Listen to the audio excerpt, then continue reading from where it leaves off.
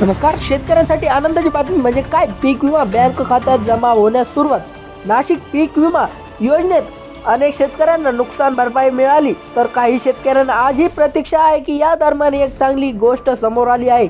येवला तालुक्यातील शेतकऱ्यांना खात्यावर चुकून दुसऱ्या शेतकऱ्यांचे पीक विम्याचे पैसे आले. संबंधित शेतकऱ्यांना हा प्रकार लक्षात आल्यानंतर त्यांनी त्या शेतकऱ्यांशी संपर्क साधून रक्कम परत केली आहे.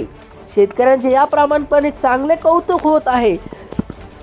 राज्यात पीक विमा योजना अनेक शेतकऱ्यांना सहभागी होता. शिवाय शेतीचे नुकसान झाल्यानंतर त्याची भरपाई मिळते. तर यंदाच्या खरीप हंगामातील तर पीक घोटाळा चांगला गाजला.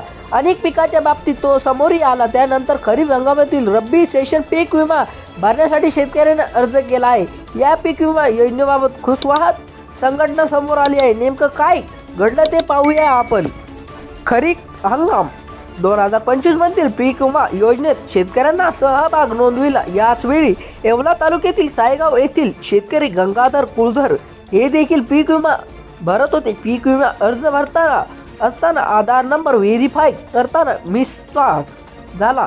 म्हणजेच बँकेला जो नंबर होता तो पीक विमा भरत असताना पीक विम्याची पावती व्हेरीफाय करताना चुकीची ही गोष्ट पीक विमा जमा झाल्यानंतर त्यांना लक्षात आली.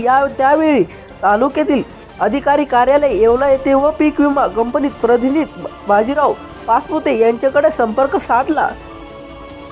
दरम्यान तपासणीनंतर तो आधार नंबर लिंक बँक खाते नंबर येवला तालुक्याच्या आडगाव चौथा येथील शेतकरी बाळासाहेब काशीनाथ खोलके यांच्या असल्याचे आढळून आले. त्यावेळी पीक विमा पंतप्रधान व कृषी सहाय्यक सोनाली कदम यांनी खोकले यांना संपर्क साधला. यावेळी ते धार्मिक यात्रेनंतर बाहेर गावी होते, पण तेथून परत आल्यावर बँक खाते जमा झालेली रकमेची सहशी केली.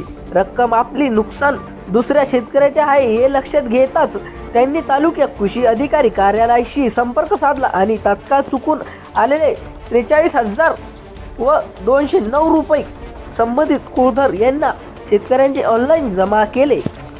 यावेळी शेतकरी गंगाधर कुलधर यांनी बाळासाहेब खोलके यांचा आभार मानून कृतज्ञता व्यक्त केले. पीक विमा कंपनीकडून देखील आभार मानण्यात आले.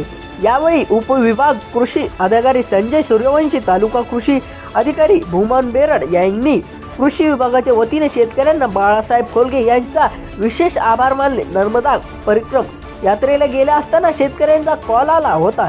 यात्रेत गडबडीत असल्याने काही लक्षात आले नाही. घरी आल्यानंतर पुन्हा त्यांच्याशी संपर्क तात्काळ पैसे परत केले.